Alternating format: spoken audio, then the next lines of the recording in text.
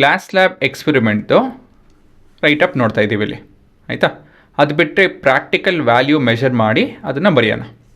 So ನಾನು ಒಂದೆರಡು actually, ಮೂರನೇದು ಬೇರೆ ಸಿನಾರಿಗೂ ರಿಲೇಟೆಡ್ಡು. ಸೊ ಒಂದೆರಡು ವ್ಯಾಲ್ಯೂ ನಾನು ಪ್ರಾಕ್ಟಿಕಲಾಗಿ ಮಾಡಿದ್ದೇನೆ, ಆಯಿತಾ. ಅದನ್ನು ವೆರಿಫೈ ಮಾಡ್ಕೊಳ್ಳೋಣ. Aim to understand the phenomena of refraction of light through a rectangular glass slab apparatus. ಇನ್ನೇನು ಬೇಕು? Rectangular glass slab, 4 identical pins. ನಾನು ಬೇರೆ ಬೇರೆ ಗುಂಡ್ ಪಿನ್ ಬೇರೆ ಬೇರೆ ಸೈಜಿಂದ ತೊಗೊಂಡಿದ್ದೀನಿ ಅಲ್ವಾ. White paper, pencil, scale and protractor. ಸರಿನಾ? ನಿಮ್ಮ ರೇ ಡಯಾಗ್ರಾಮು ಆಲ್ರೆಡಿ ಎಲ್ಲ ಎಕ್ಸ್ಪ್ಲೇನ್ ಮಾಡಿದ್ದೀನಿ. ಪ್ರೊಸೀಜರ್ ಇದು ಕೂಡ ಎಕ್ಸ್ಪ್ಲೇನ್ ಮಾಡಿದ್ದೀನಿ, ಬಟ್ ನಿಮ್ಮ ಜೊತೆ ಓದ್ಕೊಂಡು ಹೋಗ್ಬಿಡ್ತೀನಿ. ಫಿಕ್ಸ್ ಅ ವೈಟ್ ಪೇಪರ್, ಆಯಿತಾ. ಬೌಂಡ್ರಿ ಅದು ಇದೆಲ್ಲ ಮಾರ್ಕ್ ಮಾಡ್ಕೊಳ್ಳಿ. ರಿಮೂವ್ ದ ಸ್ಲ್ಯಾಬ್, ಆಯಿತಾ. ಆಮೇಲೆ ಇನ್ಸಿಡೆಂಟ್ ರೇ, ನಾರ್ಮಲ್ ಅದನ್ನೆಲ್ಲ ಡ್ರಾ ಮಾಡಿ. Inclined to the face AD. So ಇದು ನಿಮ್ಮ AD. ಸೊ ಇದ್ರ ಜೊತೆ ನಾವು ಇನ್ಸಿಡೆಂಟ್ ರೇ, ನಾರ್ಮಲ್ ಅದನ್ನೆಲ್ಲ ಡ್ರಾ ಮಾಡಬೇಕು ಅಂತ ಹೇಳಿ ಬರ್ತೀನಿ ಇಲ್ಲಿ. ರಿಪ್ಲೇಸ್ ದ ಗ್ಲಾಸ್ ಸ್ಲ್ಯಾಬ್, ವಾಪಸ್ ಇಡಬೇಕು. And put the pin P1 and P2. So ಪಿನ್ನ ಹಾಕಿ ಅದಾದಮೇಲೆ ನೀವು ಗ್ಲಾಸ್ ಸ್ಲ್ಯಾಬ್ನ ಇಡ್ಬೋದು. ಈ ಆರ್ಡರ್ ಚೇಂಜ್ ಮಾಡ್ಬೋದು, ತೊಂದರೆ ಇಲ್ಲ. ಸ್ಟೆಪ್ 4ಅಲ್ಲಿ ಇಲ್ಲಿಂದ ನೀವು ಸ್ವಲ್ಪ ಗಮನ ಇಟ್ಟು ಕೇಳಬೇಕು.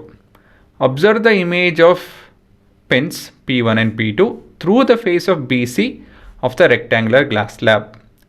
ಗ್ಲಾಸ್ ಸ್ಲ್ಯಾಬ್ ಒಳಗಡೆಯಿಂದ ನೋಡಬೇಕಾಗುತ್ತೆ.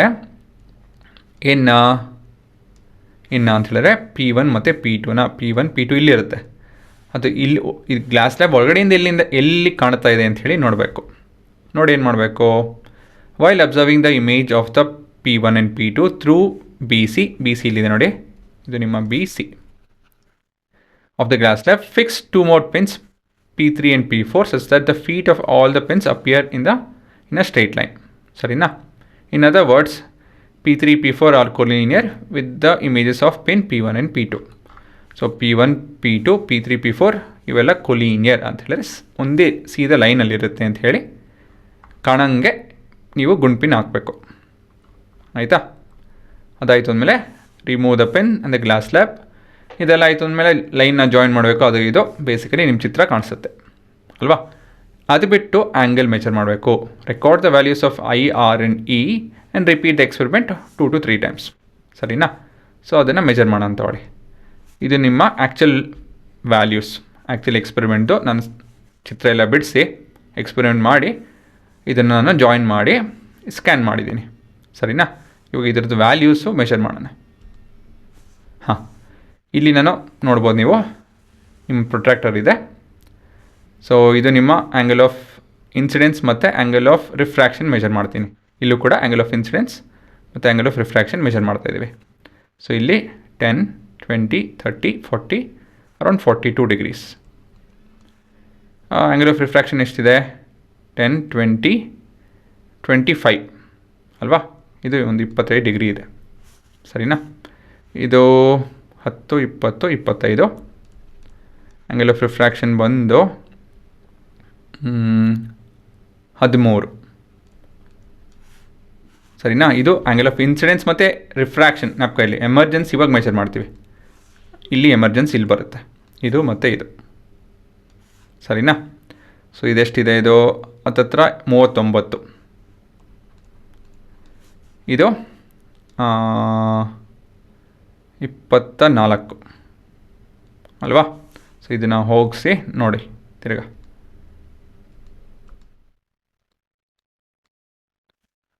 ಸೊ ಇದು ನಿಮ್ಮ ವ್ಯಾಲ್ಯೂಸ್. ಇನ್ಸಿಡೆನ್ಸು, ರಿಫ್ರಾಕ್ಷನ್ನು, ಎಮರ್ಜೆನ್ಸು. ಇನ್ಸಿಡೆನ್ಸು, ರಿಫ್ರಾಕ್ಷನ್ನು, ಎಮರ್ಜೆನ್ಸು. ಸರಿನಾ? ನೋಡ್ಕೊಂಡ್ರಾ? ಇನ್ನೊಂದು ಮಾಡಿಲ್ಲ ನಾನು, ಇನ್ನೊಂದು ಬೇರೆ ರೀತಿಯಲ್ಲಿ ಮಾಡಿದ್ದೀನಿ, ಅದು ಇಲ್ಲಿ ಉಪಯೋಗ ಬರಲ್ಲ. ಸೊ ಇದು ನಿಮ್ಮ ವ್ಯಾಲ್ಯೂಸ್ ನಮ್ಮ ಕೈಯಲ್ಲೇ. ಇವಾಗ ಇದನ್ನು ನಾವು ಇಲ್ಲಿ ಬರಿಬೇಕಾಗುತ್ತೆ. ಸೊ ಇದೆಲ್ಲ ಬೇಡ ನಮಗೆ ಇವಾಗ. ಹಾಂ, ಒಂದೇ ನಿಮಿಷ. ಹಾಂ, ಸೊ ನಿಮ್ಮ ಎಕ್ಸ್ಪೆರಿಮೆಂಟು 1, 2, 3ನೇದು ಸುಮ್ಮನೆ ಅಸ್ಯೂಮ್ ಮಾಡಿ ಯಾವುದೋ ಒಂದು ವ್ಯಾಲ್ಯೂಸ್ ಬರಿತೀನಿ. ಇದೆಷ್ಟು ಬರುತ್ತಿದೋ? ಇದು 42 ಅಲ್ವಾ. ಆ್ಯಂಗಲ್ ಆಫ್ ರಿಫ್ರಾಕ್ಷನ್ ಈ ಕೇಸ್ಗೆ 25, ಎಮರ್ಜೆನ್ಸ್ ಬಂದು 39. ಇವೆರಡೇ ನಡುವೆ ವ್ಯತ್ಯಾಸ 3 ಡಿಗ್ರಿ. ಸರಿನಾ? ಸೊ ಅದು ನಿಮ್ಮ ಪ್ರತಿಯೊಂದು column values. Angle of incidence ಎರಡನೇ ಎಕ್ಸ್ಪೆರಿಮೆಂಟ್ಗೆ 25 ಡಿಗ್ರಿ, ಇದು 13 ಡಿಗ್ರಿ ರಿಫ್ರಾಕ್ಷನ್ನು, ಎಮರ್ಜೆನ್ಸು 24 ಡಿಗ್ರಿ, ಇವೆರಡು ವ್ಯತ್ಯಾಸ 1 ಡಿಗ್ರಿ. ಇದು ಒಂದು 50 ಡಿಗ್ರಿ ತೊಗೊತೀನಿ. ರಿಫ್ರಾಕ್ಷನ್ ಅಸ್ಯೂಮ್ ಮಾಡೋದಕ್ಕೆ ಇಷ್ಟಪಡಲ್ಲ. ಎಮರ್ಜೆನ್ಸು ಒಂದು 51 ಡಿಗ್ರಿ ತೊಗೊಳೋಣ. ವ್ಯತ್ಯಾಸ ಇವೆರಡು ವ್ಯಾಲ್ಯೂ 1. ಸರಿನಾ? ಸೊ ಇದು ಮಾಡಬೇಕಾಯಿತು, ನನ್ನ ಸೋಂಬೇರಿತನ ಮಾಡಲಿಲ್ಲ ನಾನು. ಸೊ ಇದೆಲ್ಲ ಮಾಡಾದ್ಮೇಲೆ ಏನು ನಮ್ಮ conclusion? Angle of incidence and the angle of emergence are equal, ignoring the human error. ಅಕಸ್ಮಾತ್ ನಾವು ತಪ್ಪು ಮಾಡಿಲ್ಲ ಅಂತ ಹೇಳಿದ್ರೆ ನಿಮ್ಗೆ ವ್ಯತ್ಯಾಸ ಬಂದು 0 ಡಿಗ್ರಿ ಬರುತ್ತೆ.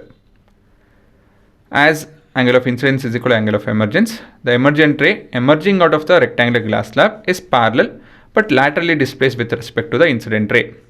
ಪ್ಯಾರಲಲ್ಲು ಮತ್ತು ಲ್ಯಾಟ್ರಲಿ ಡಿಸ್ಪ್ಲೇಸ್ಡ್, ಇದೇ ಮೇಯ್ನು. ಇದನ್ನೇ ನಾವು ಮೊದಲಿಂದ ನೋಡ್ತಾ ಇರೋದು ಅಲ್ವಾ. ಇವೆರಡು ಪ್ಯಾರಲಲ್ ಆಗಿರುತ್ತೆ but ಲ್ಯಾಟ್ರಲಿ displaced.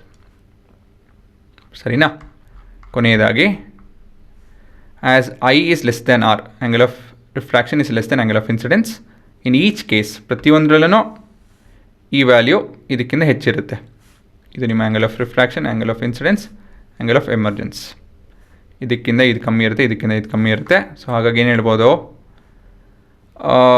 The ray entering from A to glass bend towards normal ಅಲ್ವಾ. It will bend towards a normal.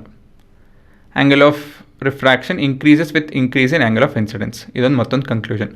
ಇದು ಹೆಚ್ಚಾದಷ್ಟು ಈ ವ್ಯಾಲ್ಯೂ ಕೂಡ ಹೆಚ್ಚಾಗುತ್ತೆ. ಸರಿನಾ? ಸೊ ಇದೊಂದು ಕನ್ಕ್ಲೂಡ್ ಮಾಡ್ಬೋದು. ಸೊ ಇದನ್ನೆಲ್ಲ ನಿಮ್ಮ ಸಿಲೆಬಸ್ ನೋಡಿಕೊಂಡು ಇದನ್ನೆಲ್ಲ ಅರ್ಥ ಮಾಡ್ಕೊಳ್ಳಿ, ಅಂದರೆ ಬರ್ಕೊಳ್ಳಿ.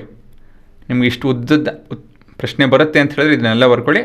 ಇಲ್ಲ ಅಂತ ಹೇಳಿದ್ರೆ ಕಾನ್ಸೆಪ್ಷುಲಿ ಇದರಿಂದ ಒಂದಷ್ಟು ಪ್ರಶ್ನೆ ಕೇಳ್ಬೋದು. ಸರಿನಾ?